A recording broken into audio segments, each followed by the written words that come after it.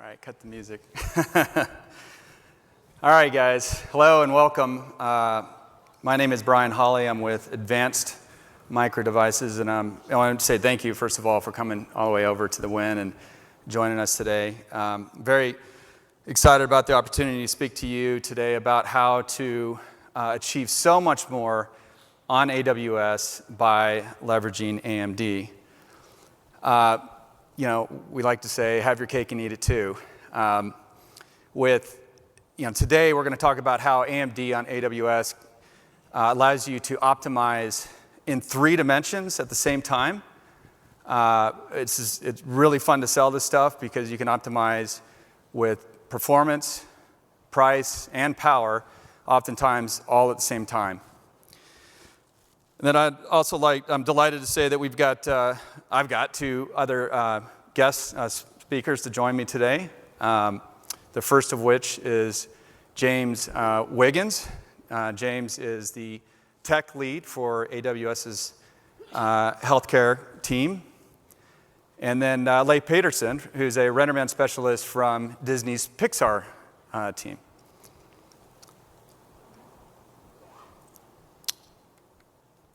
Okay, so I want to start off by talk about why processor choice matters when you're running on AWS, and talk about how performance optimization leads to both better OpEx and better application performance.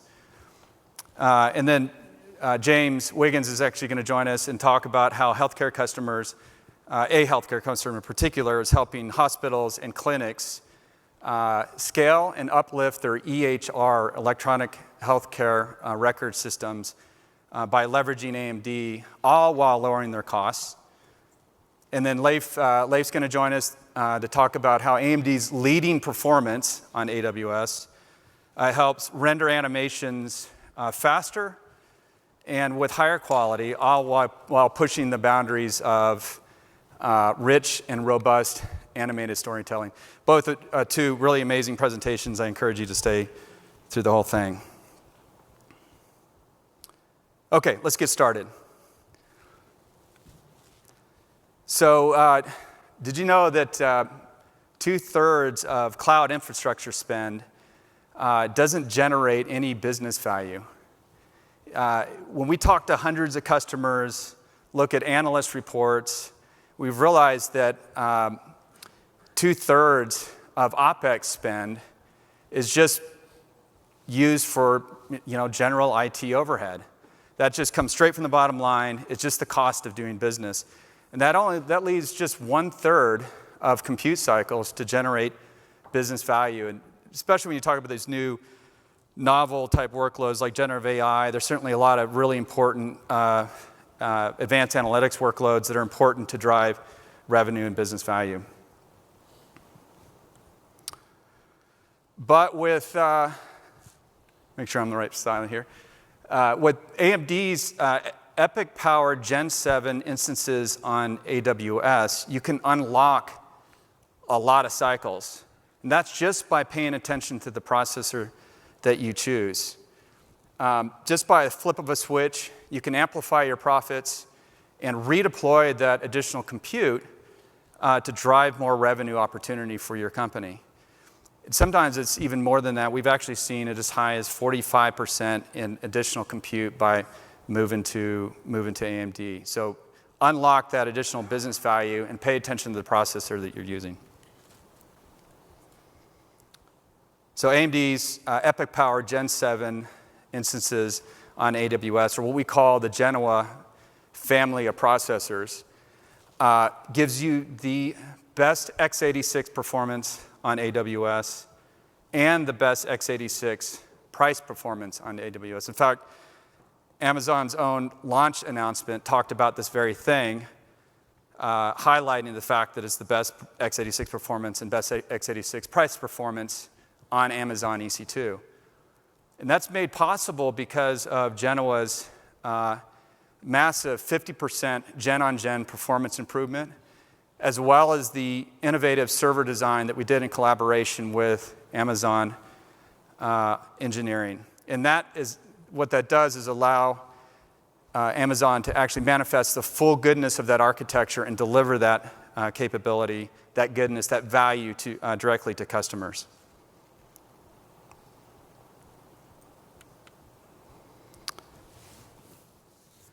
And we're seeing customers starting to take advantage of this.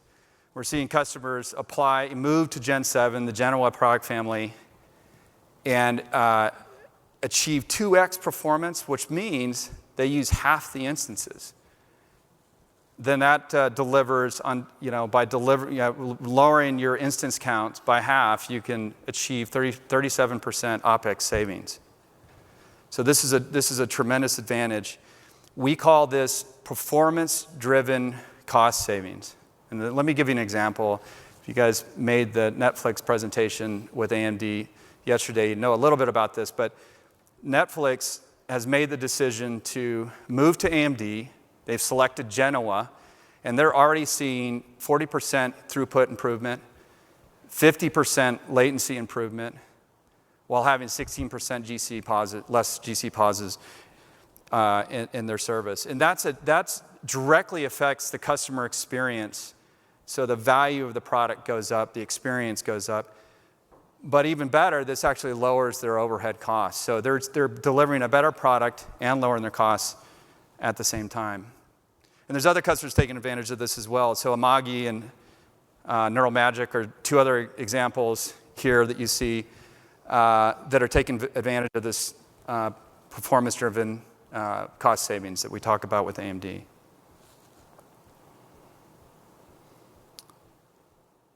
So how do you do this? We like to say it's pretty simple. Just pay attention to the processor, make the choice to move. Oftentimes we're helping customers do that if there's a little bit of work, but it's really as simple as choosing the right processor, making that migration to the AMD EPYC Power Gen 7 instances on AWS, and then unlocking that additional OpEx by lowering it by 27 to 45%, and then do what Netflix and Amagi and Neural Magic and so many others have already done, and redeploy that for additional value, right? Generate more revenue opportunity for your company. So it's quite simply, don't raise your budget, just change the AMD, and pay attention, just do more with less with AMD. So in some cases, you're not performance bound, but no worries. If you take a look at AMD's EPYC-powered Gen 6 instances on AWS, what we call actually the Milan family of processors. This is where you can take advantage of the lowest cost x86 on EC2, where you can run workloads at the same or better performance and achieve 10 to 45% cost savings if you're just looking at hourly cost savings. So it's the perfect duo for your IT spend. You got the bookends. You got Gen 6 for your hourly costs, Gen 7 where you're optimizing through performance, all to lower your overall costs. And then I'll also add here too that where you have really supercharged workloads, I encourage you to take a look at our specialty HPC instances in both the Gen 6 Milan product family as well as the Gen 7 HPC specialty instances for supercharged workloads. And then finally, I think this is just as important as anything else. You're going to operate in the most mature, most vast ecosystem available in the cloud. That's the x86 ecosystem, where you have an incredibly robust tool ecosystem, libraries, ever-growing applications. And this is where we hold over 300 world record benchmarks. So for the people out there that control your IT spend, run your IT workloads with endless options in the x86 ecosystem. Maintain that ultimate portability and without sacrificing any performance. That's the x86 ecosystem.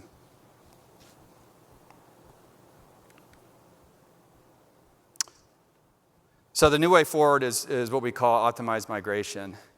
Leverage and capture the goodness of AMD's EPYC-powered Gen 7 and Gen 6 instances on AWS and unleash that value that so often people overlook. Processor choice matters. Modernize through optimized migration. Like what we like to say, just do more with less, choose AMD.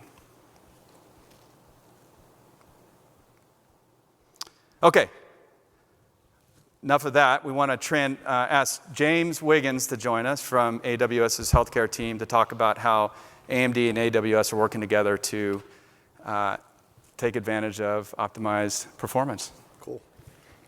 Thanks, Brian. And thanks AMD for inviting me to come and talk about our mutual customers' success. So I'm James Wiggins. Like Brian said, I lead our global healthcare tech team at AWS. And so AWS, as you may or may not know, we've got a number of different healthcare sessions here at reInvent, and then also a healthcare life sciences industry booth in the expo floor. So you can come and learn about what we're doing with healthcare and life sciences customers around the world. But if you're not aware, many healthcare customers, including hospitals and providers, are migrating their core clinical systems to AWS. And so we have subject matter experts, this team that I lead, domain experts in electronic health record systems, medical imaging, genomics, healthcare security compliance, that work with customers to design solutions. But we're primarily going to talk about one particular workload for one segment of healthcare, and that's the electronic health record system. And you'll kind of see why. We'll get into why we're talking about this workload with respect to AMD processors. But just to kind of give you some background, the electronic health record system is the system of record for healthcare providers. This is where they store all of their patient data. It's what clinicians use in order to inform them for clinical care. What's the patient's history? What prescriptions do they have? What are the providers that they've seen? All of this information is in the electronic health record system. And then also importantly, it plays an important role in billing as well. So how do you bill insurance companies or bill patients for the services that they've received? A lot of that's handled by the electronic health record system.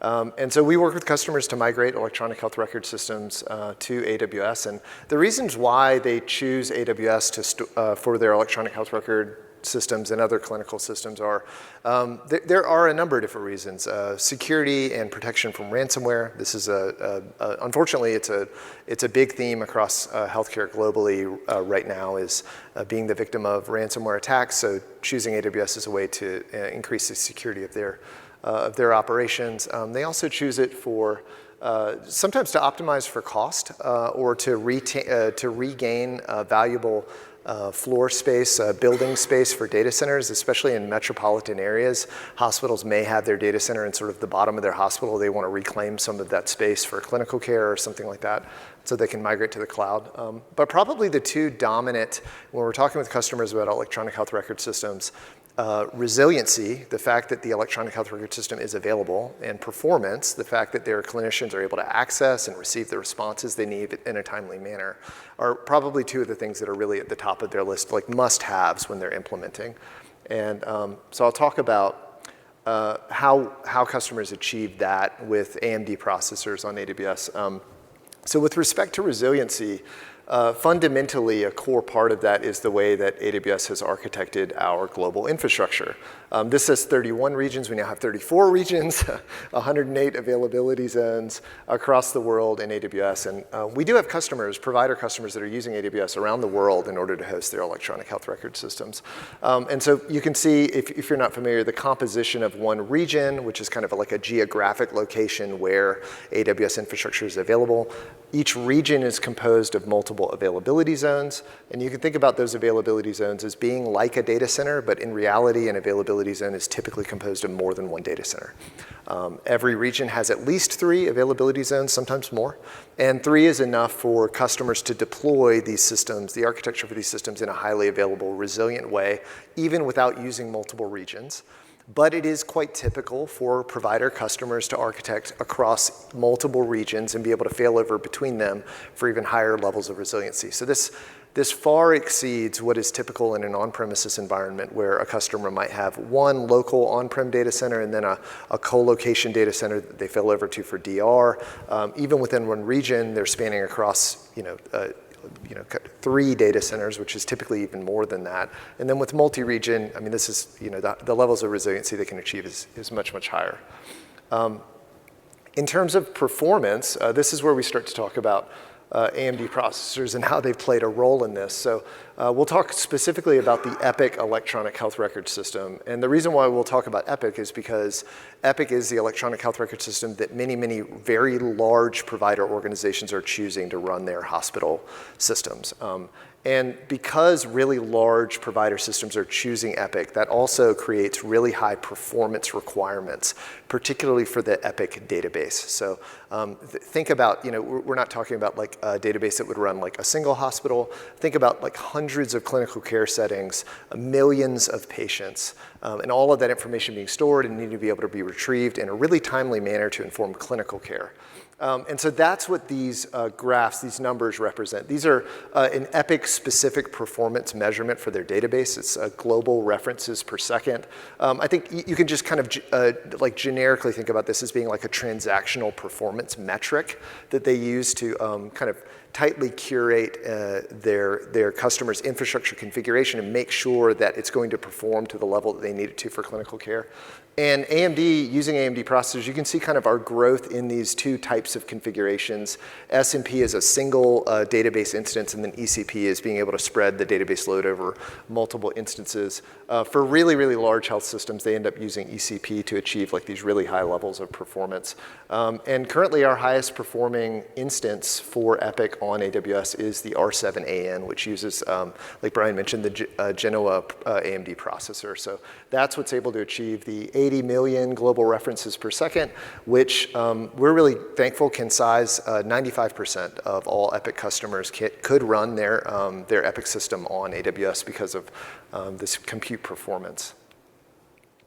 Another, in terms of cost optimization, this is also, we talked about this as a theme of why healthcare customers move to the cloud. You can see this concept of things that wouldn't make sense in an on-premises environment, right? Because in an on-premises environment, you need to size for peak. You need to have all of that capacity available all of the time. In a cloud environment, you have this concept of elasticity where if I turn things off, EC2 bills by the second. So if you turn something off, you stop paying for that thing. And so what we've seen some hospital customers do is, as you might imagine, there are more clinicians interacting with the health record system during the day and during weekdays than on the weekends or at night. And so they can scale up and down certain parts of the Epic architecture in order to save money, based on this kind of like peak utilization of when users are going to be accessing the system. And that's what I tell customers all the time. The easiest way to save money in AWS is turn things off when you're not using them. And if you can figure out clever ways to do that through automation, you can save money. Another way is just the general improvement over time of instances. All of these are AMD-based instances. You can tell that by the little A after the family name, right?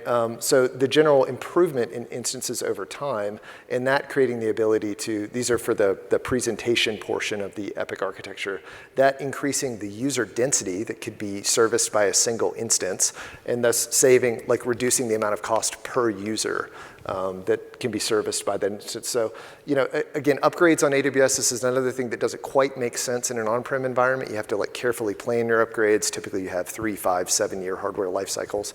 But in AWS or in the cloud, when a new instance is released, you can choose that instance type and literally like reboot your instance, and then you're on the latest generation. And we really have seen Epic customers move from one instance type to another and then be able to reduce the total number of instances that are serving that presentation tier and save money that way. So to just kind of wrap up, again, this is like one kind of hyper-focused example of customers using AMD processors and the performance there around Epic specifically, but I think it's a really pertinent example because it shows kind of the top end of provider customers and how they're kind of really pressing the edge of what you can do inside of AWS. Again, we're at 95% of Epic customers. We hope in the future to be able to service 100% of Epic customers in the cloud. We're still growing there, and but we're doing that through the constant innovation through partners like AMD. So thank you very much. Oh, and apparently I have one more slide. We do.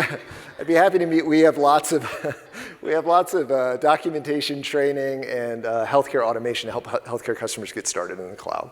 So, and please drop by the Industry Pavilion booth if you can. We've got some cool demos there. And I'll hand it over to Brian. Yeah, thank you. Thank you. Thank you, James. Appreciate that. I'm going to actually invite Leif Peterson from Pixar to come and join us and talk about how AMD and Pixar are working together. There you go. Hello, hello, hello. You guys hear me well? All right. Well, thanks so much for coming. This is awesome. Creativity, healthcare. You know, there's a lot of connection between RenderMan and creativity and weirdly with healthcare. So we'll take a look at that as well. I'm a RenderMan specialist at Pixar, which means I know a little bit too much about RenderMan. RenderMan is our renderer, which means we convert all the crazy 3D data into a beautiful image. I'm also proficient in Spanish as my first language, so anybody proficient in Spanish afterwards, there you go, nice. And we'll speak in Spanish, that's great. I think to get started, we have to look at the RenderMan show reel to really understand what RenderMan means industry-wide in visual effects and animation, and it'll be a good segue to the rest.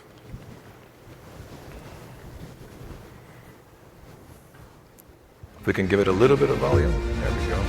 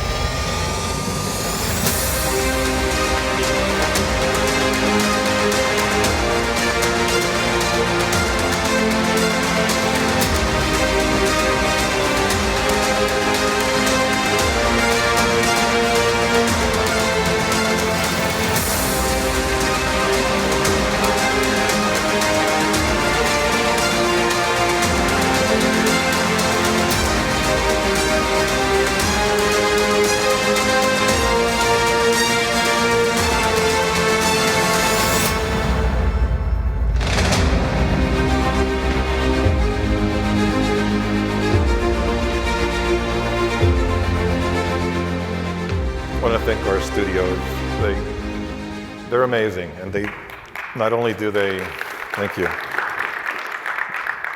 they use RenderMan, but they make us strong by using it and giving us, their feedback. So, by show of hand, who's familiar with RenderMan at all here? Oh, wow, okay, that's great. So, you might know that we spun up out of the Lucasfilm section of ILM back then. And we have a lot of weird connections with the world of computer graphics, from the invention of the alpha channel, by Ed Catmull, to rendering in 3D and software in general for computer graphics. That transitioned into, of course, changing the world of VFX with Jurassic Park, Terminator 2, and more movies, rendering fur, things like subsurface scattering, and today, rendering really crazy complexities such as fully volumetric characters with Elemental. And that means that we need a lot of compute. In Toy Story, there's a reason why there's about 8 years apart between the foundation of RenderMan and the release of Toy Story, is because Ed Catmull at the time, with like the rest of the brilliant people at Pixar, really couldn't have this amount of amazing compute power, right, in the 80s. This was like 1990s, top of the line. So you can imagine that they had to develop algorithms and all kinds of sophistications for computer graphics, but develop them not 1 or 2 years in advance, but a whole decade in advance. And that's the same spirit that has kept RenderMan going until today. Of course, this progress isn't linear, and it's difficult for the brain to comprehend exponential growth, but we've had to rewrite RenderMan many times over, from early stages of Reyes rendering, which fit the old Sun microprocessors, to today's, epic AMD's processing at Pixar, which we need hundreds of thousands of processing units at Pixar to do this. So AMD cores are at the heart of getting that exponential growth at Pixar. And this means that we navigate this weird world of what is possible and what is not possible. But we have to develop for that future. We have to develop for what we call Blind's law. You might be familiar with Moore's law, right, which means that compute kind of duplicates every other 18 months. And Blind's law in 3D means that, well, that just means we can throw more stuff at the screen. It doesn't mean they want to be faster. We want to be more sophisticated with our images and our storytelling. Which means, well, you would expect a dramatic drop, right? If you're adding thousands of cores more than your original movies, you would expect frames to take seconds, right? And that's sort of true. We could render Toy Story today real time, but that's not where the innovation is in movie making magic, right? The innovation is in creating new worlds, complete new different things, and that just takes more compute, more time. And you can see here that frames are taking quite a long time on average, you know, for across 30 years. From a practical perspective, what does this mean? Well, we need to look ahead. We have to look ahead at our new challenges, at all kinds of creativity that's coming your way at the movie screen from Pixar, and we need more processing power. And so far, the RenderMan RISC framework has done amazing. And the average artist at Pixar has about 31 cores today. And AMD has been amazing to send us actually a magic computer about a year and a half ago to test future hardware and software needs against this new stuff. So, you know, something like this is what we deal with. Rendering a character that's made out of full volumes at Pixar, and something that was never done before, always hard surface characters. They're very computationally intense, and something that would take us many minutes or an hour to render on the RISC framework, an XPU or future render that takes advantage of Genoa, you can actually do the same thing in 6 seconds. And from another practical perspective, this is a scene that's significantly heavier. We're talking about thousands upon thousands of OSL shaders. You're, you know, piping petabytes of texture data. You're processing over 1 trillion polygons, and we're doing that in a fraction of the time with this future technology. That lets us think about movie making also in a different way. Of course, it creates amazing pictures, but it actually allows us to think in 3D, but it allows us to visualize these things as if we were in a real live action set. And that's been pretty groundbreaking for the artists at Pixar. And at heart, I think that goes with our motto of letting the technology drive the story and the artwork and back and forth to be a good synergy there. Of course, this is a lot of compute, and it takes a bunch of money for a big studio like us to actually be competitive in an amazing market of feature animation films. But Pixar is all about outreach, and one of our biggest things is the RenderMan Art Challenge, and it's one of our biggest community events at Pixar. At the RenderMan team, we devote about 3 months of our time to helping the community learn RenderMan and have access to amazing amounts of epic cores on AWS. And of course, for them, the big motivation is education and Pixar feedback. We do Zoom sessions with them and all kinds of nifty things for them to grow their art. But they also put hundreds of hours in these amazing entries. And they bring a diverse experience from all over the world, which really helps us understand where people are at, their culture, their creativity, and their motivations. Of course, there's also a career development goal, right? We have 2 art challenges at Pixar, and many have actually gone to amazing jobs at NPC, Netflix, and other big companies. These art challenges would be nowhere near as successful, of course, if the only thing left would be a piece of art. Yes, there's career development, there's a fantastic education piece, but one of the biggest motivations is to be able to win this compute. And with the help of AMD, Dell, NVIDIA, and AWS, we're able to do that. We're able to get these amazing artists, these crazy machines and laptops out in places which would otherwise be impossibly expensive to have. So that's a big motivation for them as well. Our current challenge just finished a couple of days ago, actually, and tomorrow, I don't know if you guys have heard of the RenderMan walking teapots. They're collectible, a couple maybe. Well, tomorrow at 10:30 at the AMD booth, we'll be doing a longer version of this talk with more details, and you can win one of 6 teapots there if you attend. Our current challenge is we partnered with the IEEE, and the Institute of Electrical Engineers just gave us a milestone award with, it's pretty amazing, the pioneering work that RenderMan did at the beginning to change the entire industry. And where we put it proudly outside. We're alongside with the invention of the light bulb and Wi-Fi and the first transistor. That's the impact that RenderMan has had in computing. I mean, anything you see rendered, anything from RGBA in Photoshop to the most sophisticated images, anything in between was started in that division in Lucasfilm. So what does a winning entry look like for the art challenge? If you want to participate or have someone that you know that's creative and wants to have access to all this compute power to do something amazing, very similar to a Pixar artwork. We have art and tech and story. So a great example of this is Jamal's artwork. He was one of the winners of last challenge, which we partnered with NASA, which, by the way, is also a RenderMan user. We had to develop special algorithms for them for moon landings so that they could render the exact shadows in RenderMan to pick moon landings. That stresses the heck out of our engineering team, but it's pretty awesome. He did some amazing artwork, and this exemplifies the benefits of AWS and AMD compute in ways which are pretty extraordinary. That's a lot of compute, right? It's got brilliant lighting and shading. It's a beautiful image, but it doesn't get there on your first try. It takes a lot of iteration.